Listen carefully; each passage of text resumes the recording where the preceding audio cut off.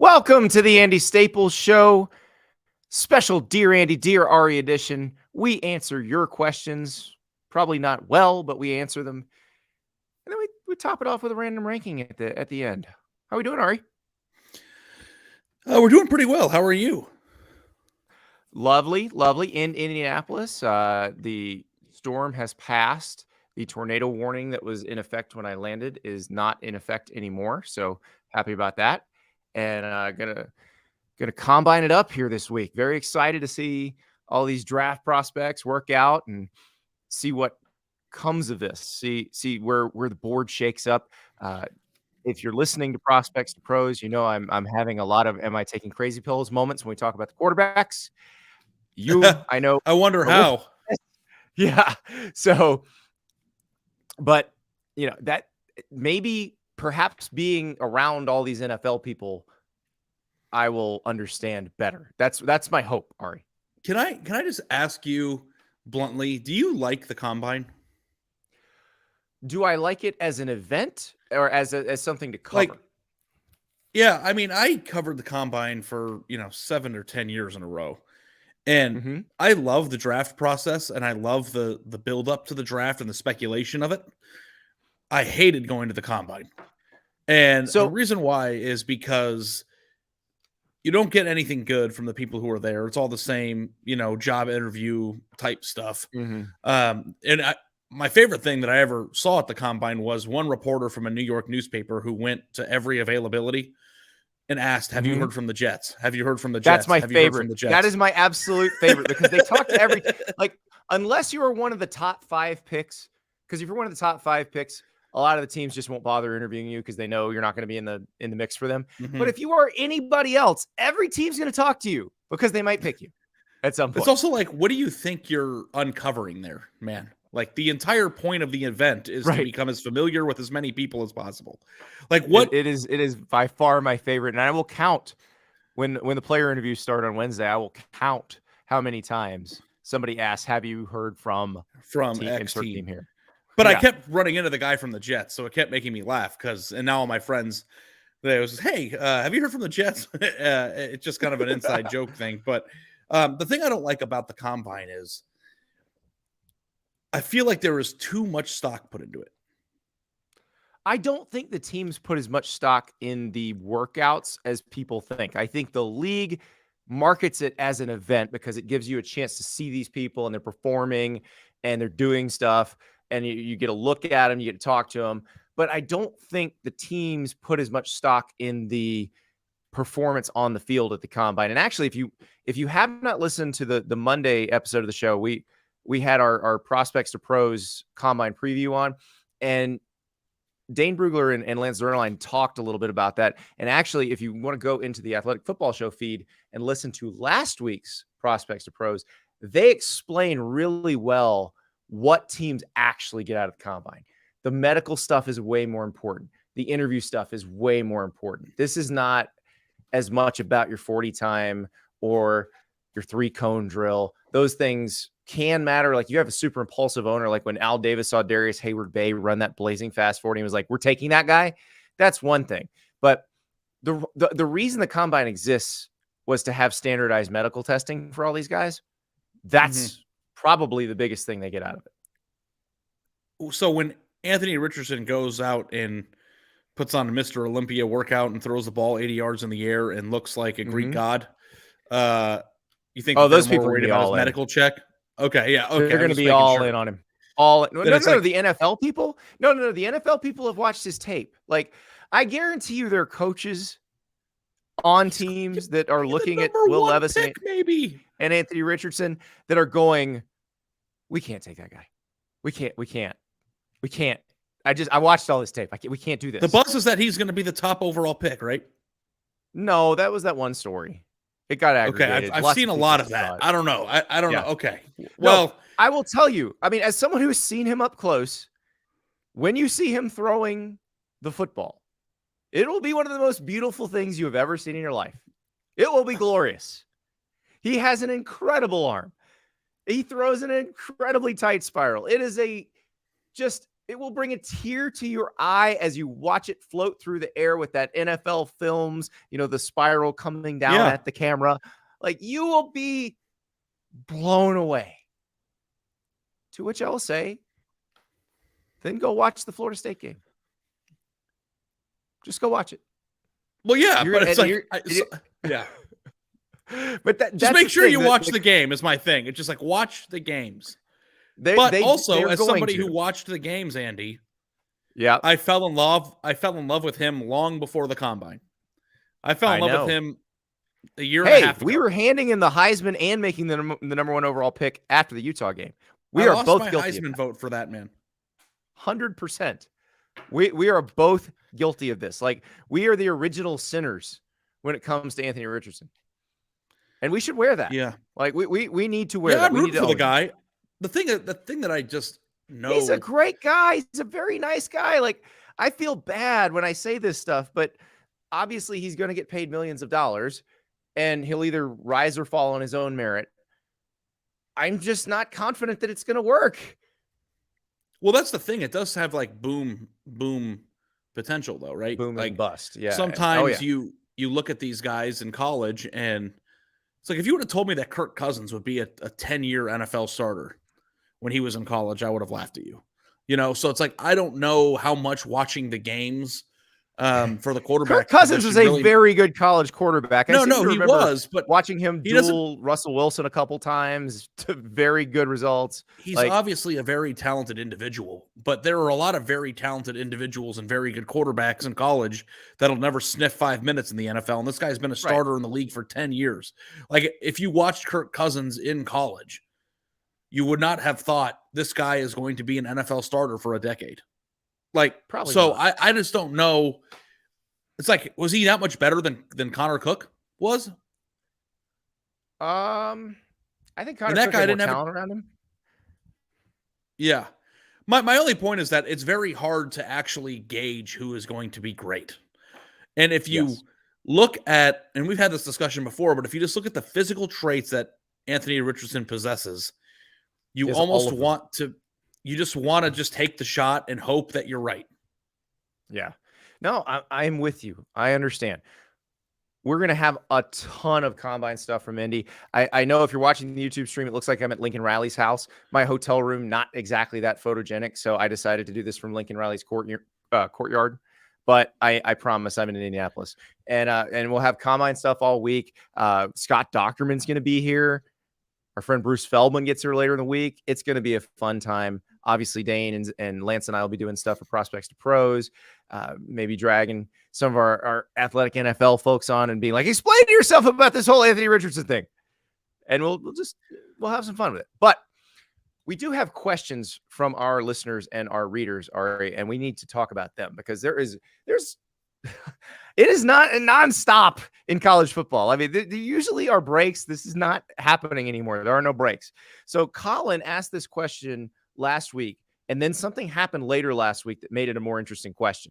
So here's what Colin asked on Monday of last week. What would the ACC have to lose by adding Pac-12 or Big 12 teams? Even if it doesn't add revenue, it blocks the Big 12 becoming the clear number 3 conference. Also, the thought is the out to the grant of rights is $120 million. That's completely doable for Florida State, Clemson, North Carolina et al. So can we stop pretending it's a Sophie's choice? Very interesting that Colin phrased it that way, because in the Florida State Board of Trustees meeting on Friday, Athletic Director Michael Alford was giving a report to the board and was being asked questions like, how much would it cost to get out of the ACC? To which he responded, well, he didn't respond to this. One of the trustees said, if it would cost $120 million, then if we just made $30 million more for 4 years, we'd cover it, right? To which Alford said, theoretically.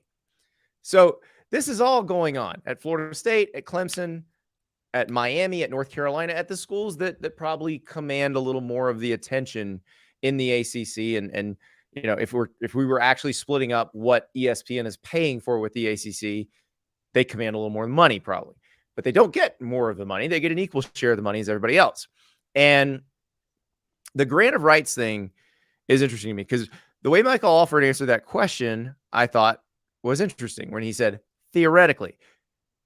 What I believe that means is In the most optimistic reading of the grant of rights, it's 120 million.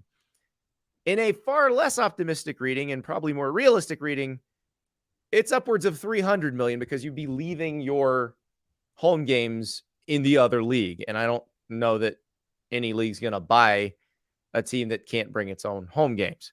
So what is coming potentially, or what is being pushed for, Ari, is this idea of unequal revenue sharing. And that's what that conversation at the Florida State Board of Trustees meeting, I realize the sexy red meat part is, oh, they want to leave the ACC. No, I think they are pretty relegated to the fact that they're not going to leave the ACC, that grant of rights is probably not something they want to challenge right now.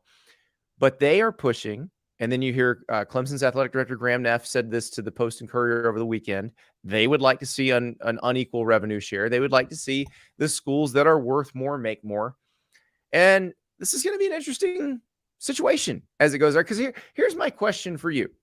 Well, before I ask you the question, I'm gonna point out how similar this is to an old situation.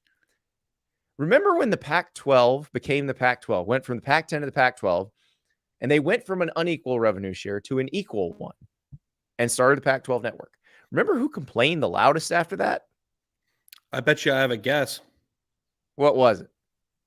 USC. Fight on, baby. That's right.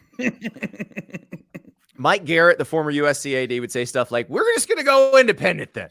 And everybody's like, you're never going to leave. Well, guess what happened with 2 years left on the TV deal? They left.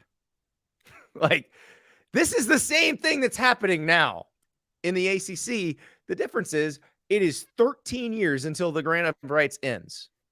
So here's my question for you, Ari. Which is an eternity. Yes. When you think about how much money is being left on the table. Yeah. Yeah.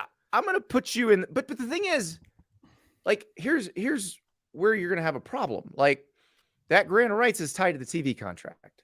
Who's on the other side of the TV contract from the ACC? ESPN.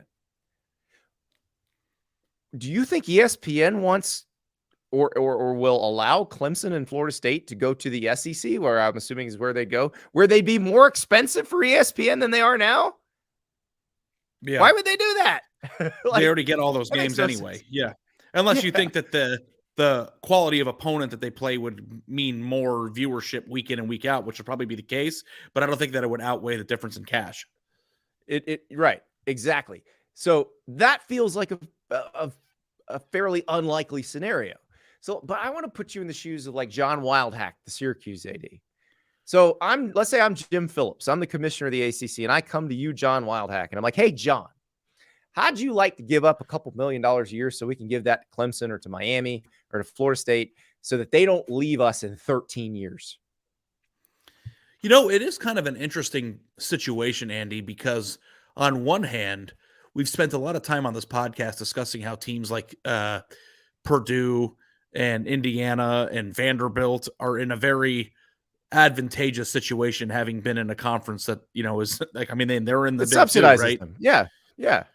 So on one hand, you want Syracuse, if you are in charge there, to hold on as much as they can in order to be in a conference that has brands that way, in order to be, you know, floated Correct. toward the top. But if the expense of doing that is giving up more money, how many years of giving that extra million or extra 2 million or 3 million or 4 million does it take before you start to suffer the consequences of not being affiliated with these schools at all, which is falling behind financially? So, like, I feel like no matter what you do, no matter what you do, you're kind of going down a path of, if you think the gap is big now, their only hope of competing at all is getting every dollar they possibly can. Well, but you're not thinking about it from their perspective. They're not thinking about it of being competitive for the national title, like the Syracuses of the world. That's not what they're worried about. They're worried about being in a power conference for as long as they can be. And so, but here's the thing. If you're the AD now, will you be the AD in 13 years? History says probably not. So are you going to be the person who gives millions of dollars away on the chance that they might stay together in 13 years? Well, the thing that you also have to consider too, Andy, is that even if they do give away that money, the amount of money that's theoretically going to be on the table in 13 years is going to be way more than whatever they're getting in the uneven profit share. So the day is going to come. We don't know what it's going to be in 13 years. 13 years ago, things were very different. All I know is that as we are continuing towards the two super conference situation, if you are a major brand that commands viewership on television, and you are not in one of those two super conferences, you are going to become inherently more valuable as you remain on the outskirts of those things. So I don't know what it's going to be in 13 years, but what I do know is that I would bet that whatever Florida State will have to gain when they're no longer trapped by this grant of rights will outweigh whatever it is that they can get extra from the bottom dwellers of the current ACC. Okay, so if that's the case, if you're at Boston College, you're at Syracuse, you're at Pitt, are you going to give any money away, given what you just said? So what you just said is you think they will leave no matter what when this grant of rights is up. Yes. Then why would you give them any more money? I don't think that Syracuse can do anything to control their fate. So in my personal opinion, I would not give them anything because the inevitability is that you're not going to be in their conference likely in 20 years. So in the short term, while you're continuing to earn that money, I would use the affiliation while you have it to earn as much as humanly possible while you can. I feel very bad for Jim Phillips in this situation, the commissioner. He walked into this and didn't have anything to do with creating it. He's just got to manage it. And what are you supposed to do? I mean, what is your next step if you're him? He's trying to do this unequal revenue share. He's talked about it publicly a few times. I think it would probably mollify the Clemsons and the North Carolinas and the Miamis and the Florida States of the world if the dollar figures right. But will it keep the ACC together? I think it would appease them in the short term, but in the long term, it'll become nothing. Yeah. It's like, I don't know if we need an analogy here, but it's like if I knew that the Athletic wasn't going to exist in 10 years, would I give up a portion of my salary with the hopes that it would? It's like, no, I'd probably make as much money as I could from the Athletic in the time that I'm employed by them. Yeah. This is going to be fascinating to watch this unfold because Phillips has a limited set of options. This is one of the options potentially available to him, but I'm not sure how available it is.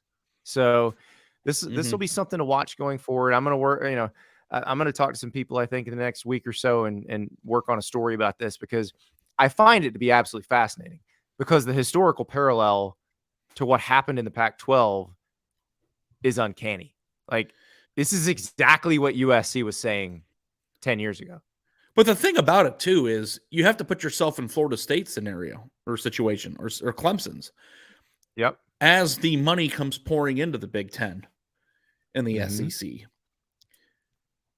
every single year, what's the figure that they're going to be getting per year less? Is it 30 million or something like that? 30 million? Something to that effect. Per year? Yeah, it depends on how high the SEC and the Big Ten really go. But yeah, that's close. So if it is that much, and then you times it by 5 short years, 150 million. Yeah. Think about how far that goes in the world of competition. I know. And Florida State, this isn't about Florida State and Clemson getting what they believe they deserve from the ACC.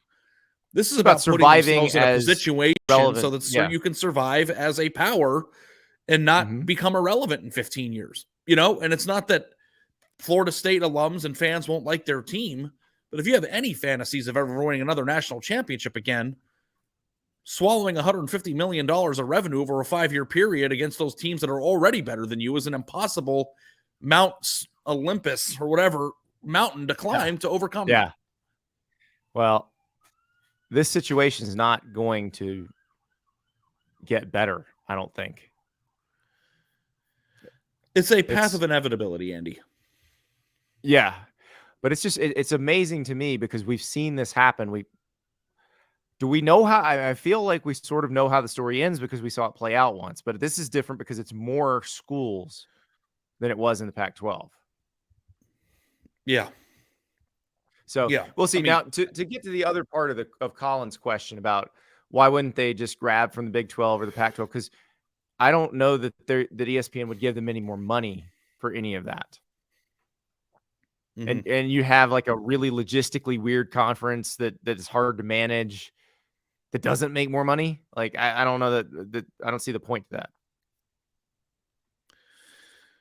it's just an inevitability, I think. And the question is whether or not the teams that aren't in the Power Two will be able to maintain the entertainment value that keeps us all watching on whatever platform it's going to be. Right. And that's where now that I also have my theory of it. At a certain point, you're just rich. And I don't know how much more you have to be competitive. Like, is there there might just be a minimum cut line of how much you need to make to be competitive. And perhaps the Clemsons and the Florida States of the world can meet that cut line. But yeah, like if you have $1 billion or $100 billion, once you get to a certain point, you can't do anything with that money anyway. But I bet you it's nowhere near what it is now. You could buy Twitter, yeah. But like when you think about all the nonsensical things that a program could spend on, yeah, they'd find ways. They continually find ways to spend the money. If it means putting a PS5 in everyone's foot locker in the locker room, or no, Chris Callahan or a volcano luging. Chris and Catherine going past your volcano luge. Chris says if you're sharing revenue to the players, it will matter a lot. And Catherine says that only lasts as long as players don't get salaries, Andy. Oh, I know. But here's the other thing you could do if you're the ACC, which, given Jim Phillips' rhetoric, I'm not sure that he's behind this, but I'm going to suggest it anyway. You could pay them more, or offer to pay them more than the SEC and the Big Ten would before the SEC and the Big Ten do. Mm-hmm. And see how that goes. It is funny because you're all headed that way anyway. So you could be the trailblazer, or you could bring up the rear. That would be crazy if yeah. It is funny though when you think about how much money do you need to make before you just have too much. It's like, oh, I don't know. Why don't we cross that bridge once the people who are getting their heads beat in on Saturdays get paid? Keep making it. Yeah. Yeah. Exactly. All right, Ari, we're going to pause briefly. When we come back, you have a great recruiting question involving the SEC, where recruiting just means more, as does everything else. We'll be right back. Henson Shaving is a family-owned aerospace parts manufacturer that has made parts for the International Space Station and the Mars rover. Well, now they're bringing that precision engineering to your shaving experience. If you're watching on the video feed right now, here is a Henson Shaving razor. It looks decidedly old school, but as you just learned, it has some high-tech stuff in there. Razor blades are like diving boards. The longer the board, the more the wobble. The more wobble, the more nicks, cuts, and scrapes. A bad shave isn't a blade problem. It's an extension problem. But by using aerospace-grade CNC machines, Henson makes metal razors that extend just 0.0013 inches, which is less than the thickness of a human hair. That means it's a secure and stable blade with a vibration-free shave. And they're exactly right. Seriously, Henson Shaving wants the best razor, not the best razor business. That means no plastic, no subscriptions, no proprietary blades, and no planned obsolescence. The Henson razor works with standard dual-edged blades to give you that old-school shave with the benefits of new-school tech. Once you own a Henson razor, it's only about $3 to $5 per year to replace the blades. It's time to say no to subscriptions and yes to a razor that will last you a lifetime. Visit hensonshaving.com/Andy to pick the razor for you and use the code Andy, and you'll get 2 years worth of blades free with your razor. Just make sure to add them to your cart. It's 100 free blades when you head to hensonshaving.com. That's HENSONSHAVING.com/Andy and use the code Andy. That's hensonshaving.com/Andy. Welcome back. Ari, you got a good question from one of your readers. What you got for us? Did you prepare a list? Okay, let me read the question from Jungman. Ari, would you please rank the 2024 SEC teams in order of recruiting potential? So 2024, this means we got to include Texas and yes. Oklahoma. And I had a hard time with this. And I did not write it in the mailbag because two reasons. One, I wanted to talk about it with you on here. But another reason is that we have a ranking of all Power 5 current teams in their new situations, and we did it differently. Usually when you rank these potential recruiting potential, you're doing it based on things that will be characteristics of the school regardless of who the coach is, right? Right. We are now going to take into account who the coach is and what they're doing and what we know about them. So, me and you had a discussion about this podcast or on this podcast about this like a month ago for number one and number two. I'm looking at what I sent in.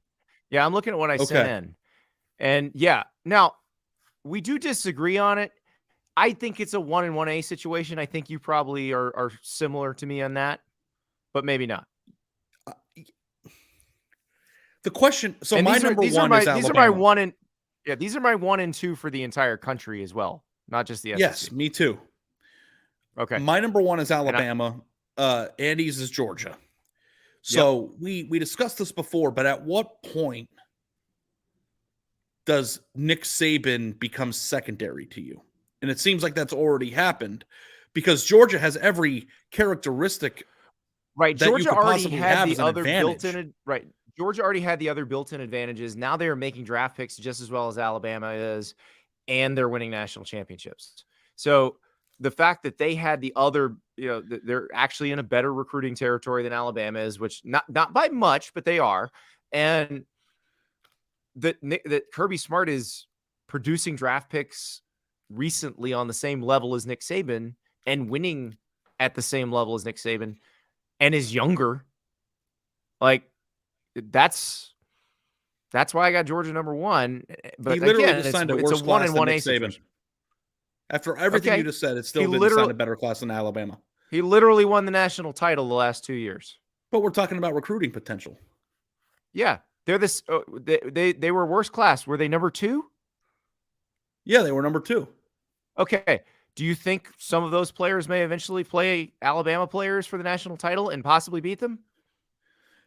If your answer to that is that the rankings are subjective, okay, when they're both that good. Alabama just signed 15 top 100 players this year after losing and not winning the national championship for 3. It's potential moving forward. You and I have both said that we think Nick Saban's got at least another national title in him. But I think Kirby Smart's got maybe 3 or 4 more national titles in him. So maybe 8. I don't know how long he's going to go there. I'm just saying if I had to pick for the next few years who I would pick to lead my program and it'd be Nick Saban still.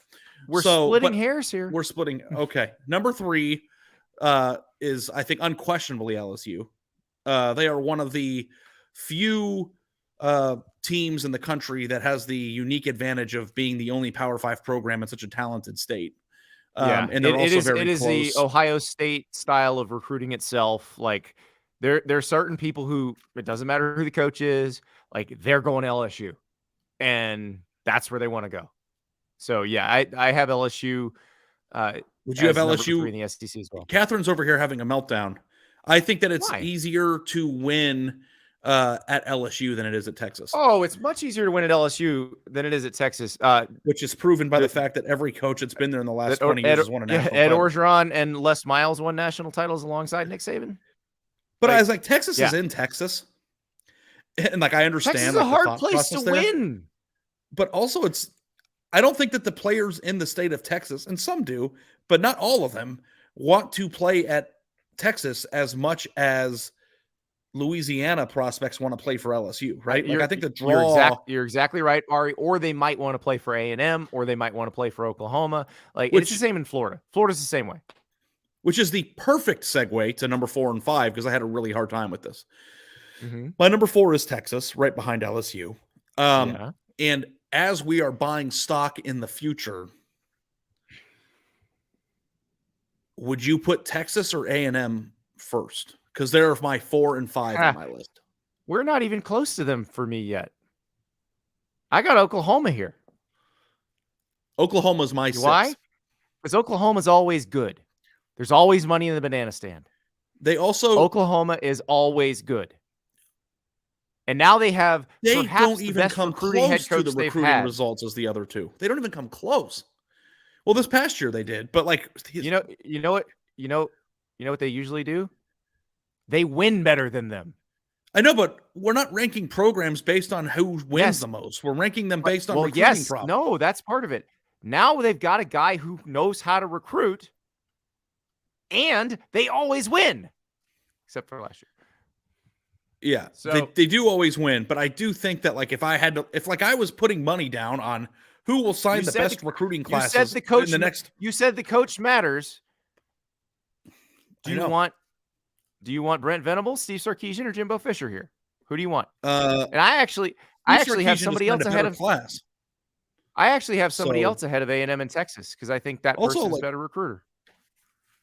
they just got Arch Manning and signed the Mhm. number 3 class in the country, I think. So Mhm. like I don't know that Mhm. I don't think that Brent Venables is levitating above Steve Sarkisian as a recruiter. Like he did a great job at Oklahoma, no question about it, and I think that that's why they're number 6 on my list. But from recruiting results standpoint, it hasn't come close to what A&M and Texas have done in the recent past.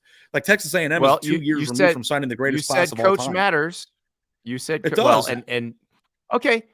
Yeah, and coach matters now. Texas A&M did sign the greatest recruiting class of all time, did jack squat with it, and had a terrible year. And now they're They talking were about freshmen. maybe firing Jimbo Fisher, even though it would cost the GDP of a small island nation to do it. So listen, Well, I mean, I'm just saying, like, based you on were the one who decided to put coaching in here. This is why I coaching, actually have it is. You're driving me nuts. It I have is. Auburn ahead of this is why I have Auburn ahead of A&M in Texas, because Hugh Freeze is a better recruiter than these guys, at least in terms of finding guys who can win in the SEC. We already know he can do that. And Yeah, he's but at a place I now where have, you've shown you can get and he's at a place yeah, I now where have Auburn. he's shown you can get those guys to that place. Alabama, Georgia, LSU, Texas, Texas A&M, Oklahoma are my top 6. Number 7 is Auburn for that very reason. But I don't Okay. know that Brent Venables has done anything yet outside of signing a really good class that the two that I ranked ahead of them haven't He done. signed your And favorite also quarterback, right? he You're like, did. your Sark signed Arch Manning. Well, I know, Venables but signed Jackson cumulatively Arnold. speaking, he hasn't done what the other two have. That's a fact. It's not a debate. So, and I he's am only been a putting head him coach where for 1 year, and they were terrible. I am putting him where I'm putting him. Okay, I like disagreeing with I you. may It be feels wrong. good. It's like, I may be wrong. yeah, I have Oklahoma, then Auburn, then A&M, then Texas, right next to each other. They're actually right next to each other in the national ranking too. so they got Because you to number 8 then? I would have had A&M a lot higher after Jimbo signed that class before the last season. I just after last year, I don't have a ton of faith that it's going to work out. So I don't Yeah, know where you go with that. I might be overdoing Auburn here at number 7 because Hugh Freeze did do really well in a limited amount of time, and I think Oh, Auburn. I have Auburn number 6 or But number like I no had a number really hard 4 time no 5 because yeah the next two on my list, I didn't know who to rank ahead of who.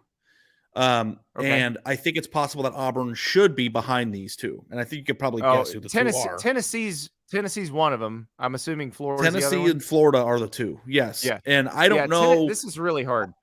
I don't feel I particularly passionate about either one. So you tell me where you have them. well I have them. They're next for me as well. I think I may be underestimating Josh Heupel. I may need to pop him up a little bit. But you could also take NIL into account too. So, like for me, I put Yeah. Tennessee ahead of Florida because of the absolute disaster that happened with Jaden Rashada. And I think that Josh I think I did my Heupel, rankings before I did that. Maybe I need to flip them because the reason I had Florida up there is we've seen it's possible to get elite national championship type classes at Florida. It's been a in while. 2010, they had the best class of all time for like 10 years. That was Urban Meyer, and Urban Meyer had the 2006 class that had Percy Harvin and Tim Tebow and Brandon Spikes, but that was Urban Meyer. That's the thing. That's the problem. So Yeah. Florida has had that kind of success, but with 2 Hall of Fame head coaches and really only one in this era of recruiting. Steve Spurrier's success came in a different era of recruiting. So, and the hard thing too with Florida is that unfortunately it's been, almost 20 years since they won their last national championship. It And has been 15. as the 15s, 2006 to 23 is 2008. They won 2008. Oh, 08. Yeah. Yep. 15 years, but it's getting harder and harder to differentiate any of the big three in Florida. Like, I just don't know. Like, if you had to buy 100%. stock I'm in with one of you. the three programs, like if you had to buy stock Ari, in one of the three Florida programs for the next 10 years, who would you pick and why? I have no idea. Honestly. So, like, how do you recruit the sunshine I know. state when you don't know the that's answer to that question? If we did this exercise in 1999, all three of them would have been the top 5. Like, I think I remember in the when whole SI country. used to do. Didn't SI used to do job rankings? Am I making that up? Yeah, Stuart Mandel did them. Yeah. Wasn't Florida in the top 5 in like 2010? Always. Yeah. It was a fixture there. Like, Texas was always number 1 and Florida was like in the top 5. But I think we've always figured out that Texas and Florida, Texas, Florida, and USC, I think are fairly similar in that they seem to have everything that you want, but it is very difficult to win, and you may just need to be a Hall of Fame coach to do it. Right. So, or not and win, I guess the answer, but win to the satisfaction of everyone. So I guess the answer to the question of this is, like, if you were any of the athletic directors of any of those schools, USC did the one thing that no one else did, which was go get a proven coach that would be a hot commodity and swing for the fences. Like, if Billy Napier's time runs out there in the next few years, if Florida needs you just swing as hard as you can and pay as much money as humanly possible to get the most proven name possible back at that school. The last time Florida got the number 1 guy on the market, they won 2 national titles within 4 years. And now that all the coaching carousel the last 2 years ago was over, I don't even know who that is anymore. Right. There's not an obvious one. And look, there weren't obvious ones 2 years ago when Lincoln Riley went to USC and Brian Kelly went to LSU. We didn't think they were movable, and then they moved. But if you could select one coach from any team in America, regardless of whether or not it's rational or reasonable, to be Florida's head coach to win a national championship, I guess you'd pick Nick Saban. That's never going to happen. So take Saban and Smart out of it. Who else? You're not going to get Saban. You're not going to get Smart. Do you go after James Franklin and think he can get a little bit better caliber of player than he's been able to get at Penn State? Like, I don't know. That's the question. Yeah. So that's the thing. It's just like everybody's kind of in this, and like I think Miami did a really good job too, getting Mario Cristobal, right? Like they did. He's got to make it show on the field too. Yeah. So there's no doubt about it candidate here. So it's going to be interesting to see who can survive here. But I thought Tennessee deserved the nod ahead. Tennessee's I think you're probably right. Yeah, I probably got that wrong.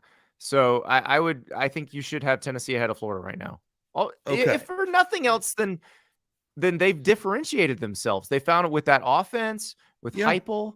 Like, it feels like they found a way to differentiate themselves. I just try to envision that I'm taking money out of the ATM and putting it into them. Like, if I had to put money into these programs, who would I bet on? Who would I invest in? Yeah. And I would invest in Tennessee moving forward from this point more than Florida because of what's going on at both places. I think the next one, who you have next, is a really interesting one. Aside from the last few, this next 4 is an interesting chunk. Yes. I picked South Carolina here at number 10. I did too. I really like what I've seen out of Shane Beamer, and not just because he was on our podcast last week, but they are recruiting at a higher level than they've recruited since back in the I can't speak today. Jadeveon Clowney, Alshon Jeffrey, Stephon. Alshon, those guys are all from South Carolina, and they're recruiting well in South Carolina right now. Well, and that's why I probably gave them the nod over Kentucky and Ole Miss and Arkansas, because we've seen them recruit at that level, even though it was a brief period. We saw them recruit at that level and then turn it into results. Like that immediately. From For a program with that history, that's unusual. So it shows you put elite players there, you can do it. And so those classes, the Marcus Lattimore, Jadeveon Clowney, Stephon Gilmore, all those guys, I mean, they had some really good. Melvin Ingram was playing there. They produced 3 11-win seasons in a row. They won before that streak started. They did win the SEC East in 2010. So heights South Carolina had never reached before. So this says if Shane Beamer recruits the way he has been and maybe brings it up a tick a little bit and can start getting some of those guys that had been signing with Clemson, because the difference is Dabo hadn't established himself yet. And that's why South Carolina could do that back then. This is a harder deal now. If Jadeveon Clowney were a recruit in the 2019 class, where does he go? He'd have gone to Clemson. He'd have gone to Clemson. If he were a recruit in the 2023 class, or let's say 2024, this class, it's not quite as open shut, right? There would have been a fight, yeah. He still might go to Clemson, probably would go to Clemson, but there is a thought that, hey, South Carolina could have a chance. And I think that distinction that didn't exist 2 years ago, existing now, puts them at number 10. Yeah. So who'd you have right after that? I had a really hard time with the next bunch: Kentucky, Ole Miss, Arkansas, Mississippi State. I put Kentucky number 11 because they have a plan and their plan works for who they are. That's exactly what I did. And Ole Miss has a plan. I have Ole Miss behind Kentucky. Ole Miss has a plan, but it's not necessarily as proven just because you're going into the portal every year, and that's going to be difficult. Mississippi State has a kind of a blueprint and has always had a blueprint, but it's not really ever produced great results. They got up to number 1 in 2014. They had a really good year that year, but until we can see them do it consistently, like they'll produce NFL players for sure. Like even the first Joe Moorhead team, I think, had 2 or 3 first-round draft picks on the defense. So like it's possible. And obviously Dan Mullen recruited that bunch. But it's I think you and I are going to have, it feels like they're at a little lower level. We're going to have the same, I think, ending to it. 11 Kentucky, 12 Ole Miss, 13 Arkansas, 14 Mizzou, 15 Mississippi State, 16 Vanderbilt. I had Mizzou. Or do you have Mizzou and Mississippi State flipped? I could flip them. Yeah, I had Mizzou behind Mississippi State. I think the Mississippi JUCOs and the formula Mississippi State has, they can more consistently grab talent. St. Louis is a sneaky talented area, but Mizzou hasn't shown any ability to own that city, so I don't think it should matter. Right. I mean, that's the problem is you have a lot of the Big Ten schools coming in. Oklahoma is going to try to go in there. It's a tougher place to recruit. Like if you're a good coach at Mississippi State with a lot of context in your state, somebody from the JUCOs is going to help you get somebody that you never otherwise have a chance to get. So that's cool. That was fun. That's why I'm in there. That was fun. All right. We do have a random ranking as well, Ari. This is one we had a fun text conversation about this earlier today. And I feel like we just need to recreate that for the people. And so I probably undersold it when I did the tease on Twitter about what we were doing. What we have basically is a random ranking of foods that we would serve at our weddings if we could do our weddings over again. And very different situations for Ari and I. Ari got married a year ago. He was a grown-up. His wife's a grown-up. They got to make grown-up decisions about what they were going to do. I was 22. My wife was 21. We didn't know squat. If we had to do it all over again, it'd be completely different. We did the gotta say you were probably more mature when you were 23 and 22 than I am now. So don't sell yourself short. And also, it's cute that you think I had any input whatsoever on what happened at my wedding. Well, I didn't have any input either, but that was by choice. I was like, yeah, whatever. Sounds good. So my number one thing, Andy, with weddings is, and this is the thing that I ran into with my wife as we planned it a year ago. There is a certain sense that because it is a formal event and people are wearing suits, that you have to be classy and put out food that matches the occasion. And what that usually amounts to is to serve steak that tastes like airplane food, salmon, chicken, dried out mashed potatoes, and whatever it is. You pay $10,000 and you get whatever hotel you're at's food. Yes. Yes. And I think that Made in there an is a fear industrial from the kitchen with bride. stuff that they bought Yeah. at Sam's Club. And it all comes out in tins that they open up, and you get it. It's super Yeah. expensive. It's more expensive than it would be to go to a nice steakhouse and get a piece of meat. Nobody even wants it, and it's a waste of money. And all I think it is really is to keep up appearances of where you're at. So I'm in a situation where, because my wife runs my household, I had no input whatsoever on what we were actually going to serve. Now, this random ranking is what we would have served if it were me, because the thing that I think women who are in charge of the food for weddings don't really understand or really think about as they're preparing to get married is that it's supposed to be fun. It's a wedding where people are celebrating, we're drinking, it's a party, it's supposed to be fun, we're going to have a good time. You've ever thrown, but it's still a party. Yeah. So the most ironic part about this, Andy, is that if you were to ask even the stuffiest of guests what they would rather have, would you rather have the airplane food that makes appearances look nice, or would you rather have the food that we're going to list off? Yes. All of them would pick the food that we're going to list off. So we're spending money on crappy food for people who don't want it in order to make it look good. And that's annoying. So and nobody wins in that scenario. Nobody wins. We pay too much. They don't enjoy it as much. Who are we doing it for? They're our friends and family. I don't know. And listen, I didn't want it to look like it was some low budget, cheap, I understand that, we spent a lot of money on the venue and you want things to look right. But at the same time, I would have preferred for it to be more fun. So if I were to get married again with my wife, and assuming that I had any say whatsoever on how we did it, these are the 5 things that I would like to have in some form or fashion for dinner. All right. You start with number 5. Yeah. No, dinner. Yes. This is the dinner. Okay. Well, I have a dessert on here. My number 5 dessert is funnel cake of some sort. Okay. Nice. Like that, beautiful. To me, is a celebration food.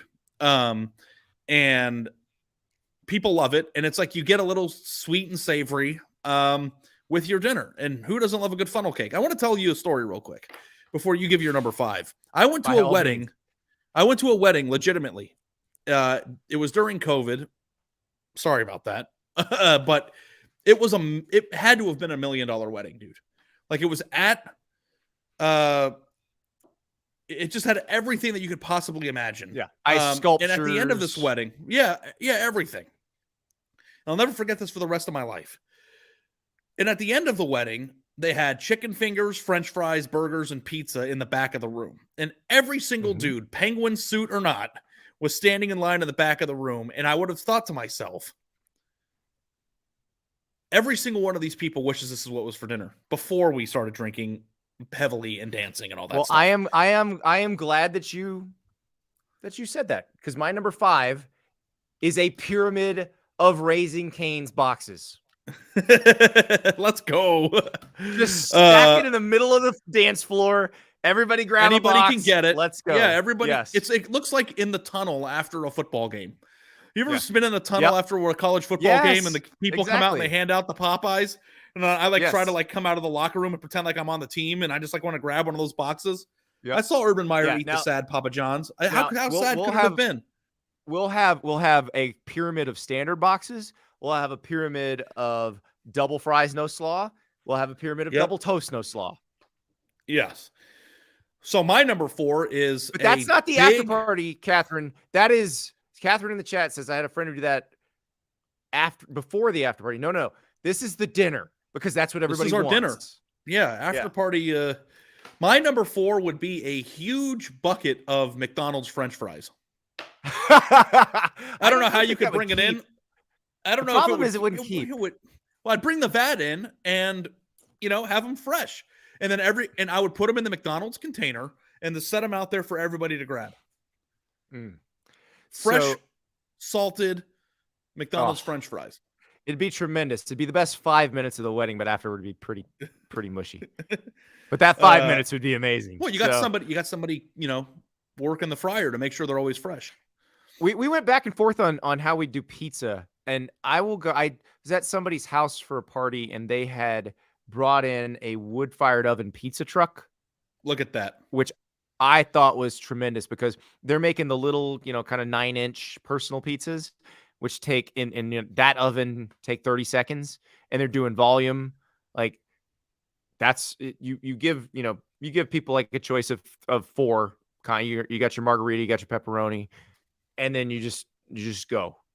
And you walk up, you grab your pizza, you're good. You got the nice bubbly, soft and charred crust. I'm in. Love that about you. My number 3 is a wing station. It could be Wingstop, or if you want to do it classier, boneless or bone in, and you get Bone in's 3 gonna get different messy flavors. the groomsmen are gonna get messy. I like it. Yeah, well, it's a party. Yeah. I think 1 buffalo, 1 barbecue of some sort, and 1 garlic parmesan or lemon pepper. Yep. And I love it. and if you want to do boneless for the sake of not getting your suit disgusting, or you can just be a responsible adult and just wash your hands or whatever. But you need to have some sort of wing distribution here for me.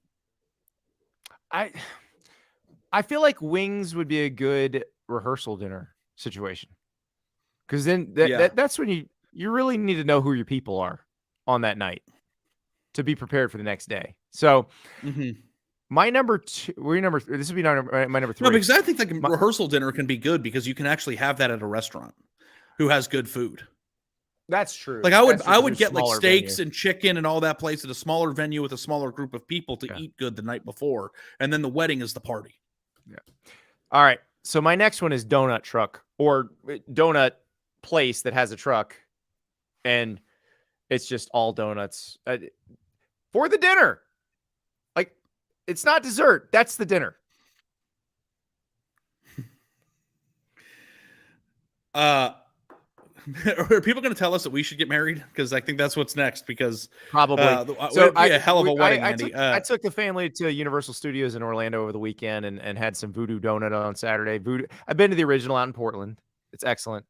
But that mango tango donut with the mango filling and the tang powder on top, that thing should be illegal. That's so good. Wow. I went we to can make Voodoo donut Donuts. burgers too. I went to Voodoo Donuts in Portland too, and I got to tell you, I did not think it was that great. I might have gotten the wrong donuts though. You probably did. You got to get the. I got the one with the Fruit Loops on it. Oh, I like the Fruit Loop one. I like the ODB that has the crushed Oreos and the peanut butter. That's another good one. Yeah, but I always get the Voodoo Doll. The Voodoo Doll is just a raised chocolate covered with raspberry filling. I feel like you would probably know more about this because sweets is not my category. Right. My number 2 was something that I actually priced out because my wife and I got married in Southern California. Chose that right over going to Norman, Oklahoma. California won just by a hair. And it would be an In-N-Out truck. And I looked it up, and it was actually pretty reasonable. I think it was like $5,000 for 100 people. And we could not do it because the hotel had regulations or something that you couldn't park the truck in their like valet area. Oh yeah. That would have been amazing. Yeah, well, I mean, like, because it was a very small venue where we got our hotel was like a small boutique hotel. And the only place to park this thing would have been like near the valet area. But could you imagine just a line or, people handing out the, the eat in your car. Yep. Eating your car boxes and just fries and burgers for everybody. And the problem with that is that you have people who don't eat beef, and then things like that's the thing too. You have dietary restrictions, and not everybody can eat. Those people are going to hate my number 2. So what's your number 2? So we've already gone classy with the fancy donuts and with the Raising Cane's boxes. We're gonna this is for my people. This is for the people who I'm probably related to, who we don't talk about that much. But this is an after party thing. This is after everybody's had some drinks. After that $1 million one you went to that had chicken fingers after the reception. We're having Crystal after the reception. Yeah, I thought there would be like a White Castle Crystal appearance here. And yeah, we're going Crystal. We're chili. We got the burgers. We got the chili cheese pups. I mean, it's just one after it. Quantity over quality.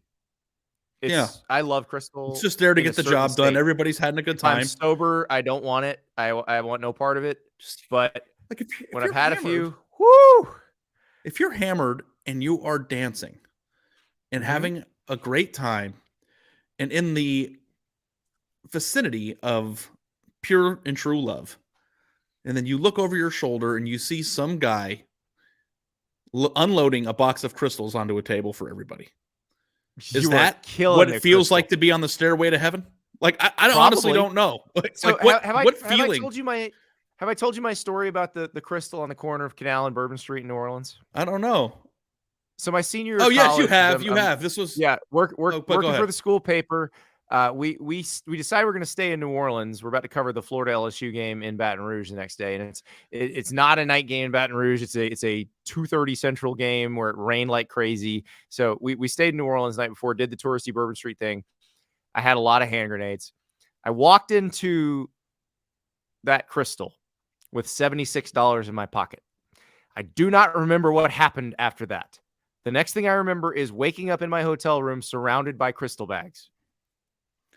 I like to think And the money was gone. and the money was all there was like $1. Wait, But I like to think I put on a show that night. Didn't Florida play in their national championship game when you played on the team was in New Orleans too, wasn't it? It was. I spent a lot of my per diem at the Popeyes on Canal Street. Okay, I was going to say, didn't you spend your entire per diem at like a fast food restaurant, and that was another New Orleans? No, I did not spend my entire per diem. Most of my per diem went to buy my books for the spring semester because I spent it at Popeyes instead of Ruth's Chris. I ate every meal. New Orleans Andy's probably a sight to be seen. Oh yeah. I ate every meal that was put out there for the team, and any meal that I had to pay for myself, I went to Popeyes. Yeah. Well, hey, okay. So my number one, I know everybody's anticipating that I'm going to say Domino's cheesy bread, but against my better judgment, I want to get the best local pizza shop by the slice for people. Domino's. You said we wouldn't want to be low class or cheap or feel like we're cutting corners. I think if we put Domino's cheesy bread out there, that would be bad. But you know what I think would be number one is if you took Domino's cheesy bread, removed them from the boxes, cut them up, and put toothpicks in them, and put them out nicely so people didn't know where they were from. Well, then everybody would say this is the best appetizer I've ever had in my entire life. Some of the plain cheesy bread, some of the bacon jalapeno cheesy bread. Yeah. And some of is it garlic feta? One with the feta. Yeah. Yeah. And people didn't know what it was from. That would be, I wish I could personally finance that experiment and just watch people. Your own version of the Pepsi challenge. Yeah. But I do think that a by the slice situation, where it was a really good piece of pizza that people just go up, pepperoni, cheese, veggie, whatever. There's no better thing that you could do than having a pizza party for your wedding. Nope. There's one thing better, and here it is. Breakfast buffet. Oh, wow. Breakfast buffet. All you can eat bacon, omelet station, pancakes, waffles. The waffle iron, the waffle maker. Everybody's squirting. Oh, you'd actually want their own batter, and you'd want them to do the thing where they turn it over and have to wait for the beeper to go off? 1,000,000%. Because so basically, would break out over that. Your wedding venue could just be in the Ramada Inn breakfast area. Cut the costs. No, it needs to be a better quality buffet than that. Like I'm thinking Shoney's buffet or higher. Oh, okay. Shoney's breakfast buffet or higher. Yeah. Oh, you got breakfast buffet with bacon, sausage, diced potatoes, hash browns, eggs, omelet bar. Yeah. Now we're talking. Omelet bar. You got muffins. You've got a cereal bar with the milk. Talk dirty to me. Talk dirty. Yeah. This is not an ad. Wish it was. The American Express card. Whenever you book a hotel through American Express, like one of the benefits is you get free breakfast. And if you're staying at a nice hotel, the Breakers right here when we stayed there, that was the best breakfast buffet. Did you go to the breakfast buffet at the Breakers? I did. It was wonderful. It was incredible. Everybody hands you everything individually. Like it's like fine dining where everybody, all the waiters show up at the same time and drop your food, except in a buffet form. Yeah. No, that I smashed at that buffet. But yeah, I like where your head's at there. That it would be breakfast for dinner is the best thing. We've just started doing that at home. Like one night a week is breakfast for dinner night. We make bacon, eggs. My wife makes pancakes on the griddle. and we eat breakfast for dinner. And the kids love it. It's their favorite night of the week. And so I say just do that on steroids. Yeah. You know what? I think we just have a future with wedding planning. The best weddings ever that no brides will ever agree to. Maybe one day some man will stand up and put say, his foot this down. is what we shall do. And the bride will be like, no. Nope. There Sorry, is guys. something about and Andy had a hypothesis for this, but there is something about the pre-wedding planning phase of a relationship where the woman possesses all of the power. And frankly speaking, the woman in my relationship possesses all the power all the time. But in that scenario, it was profoundly lopsided. And I don't know if there will be a man out there. I didn't want it. I was like, do what you want. Whatever. There'll be a breakfast buffet when we get to the honeymoon. Andy, you don't have to do anything, sweetheart, but to help me plan for this wedding. I will do everything. All you have to do is pick out what everyone will have for dinner. You would have been like, no, you do it. I'd have been like, where do we? No, well, I was 22, so I was stupid. So I probably been like, well, I guess we should get the rubber steak from the hotel. Yeah. Which we did. And my wedding night was the best night of my life. But I think eloping also would have been the best night of my life too. So if you want to save money, then yeah, I've told this story on the podcast. Like we got to our honeymoon. First thing we saw is a couple getting married on the dock. And it's like, oh crap, we should have just done that. Yeah. We totally how sick that honeymoon would have been with an extra 10 G's or more, you know? I don't know. But it took 5 years to pay off the wedding. 5 years. I remember making those payments. That's terrifying. But look at you now, bud. And you have that memory in the memory bank. And life's about memories. 22 years later. It's paid off for the last 17 years. I cannot believe that you've been married for 22 years. As of July, yes. That's insane. I feel like we're the same age. 22 years ago, I was like. In high school? Were you even in high school? Were you in middle school? No, I wasn't. I started high school in 2001. Okay. I got married in 2001. So there you go. Yeah. Hey, congratulations, man. 22 years, what an accomplishment. Now, exactly. If you ever get remarried like Clark Griswold, you'll plan the dinner. Oh, well, see, here's the thing. We'll be 100% in agreement on the breakfast buffet. In fact, I'm going to text her right now. We're renewing our vows. Breakfast buffet. Who says no? Dream of that, everybody. Invited. Of course you're invited. All right. I'm in Indy for the rest of the week. We're talking combine. I'll either be taking crazy pills by the end of this or still highly skeptical. We'll find out. We'll talk again soon.